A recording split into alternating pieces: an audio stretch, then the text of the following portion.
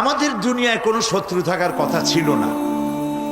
লক্ষ্য করুন, খুব বেশি লক্ষ্য করে কথা শুনবেন, তাহলে বুঝতে সুবিধা হবে। আলহামদুলিল্লাহ বলেন। আমাদের পৃথিবীতে কোনো শত্রু থাকতো না যদি আমরা শুধু মসজিদ নিয়ে পড়ে থাকতাম,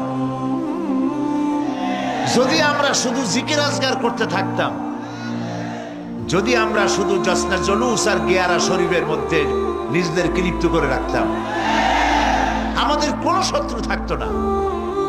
আমাদের শত্রু হলো কেন? শত্রু হয়েছে এই জন্য আমরা সাংস্কৃতিক অঙ্গনে ভাগ বসাইছি, আমরা রাজনীতির কলিজার মধ্যে হাত ঢুকিয়ে দিয়েছি, আমরা অর্থনীতি সমাজনীতির মধ্যে ঢুকে পড়েছি। আর এটা আন্দাজে ঢুকি নাই, আল্লাহ ঢুকাইছে। সুবহানাল্লাহ। তাই ওরা আমাদের শত্রু।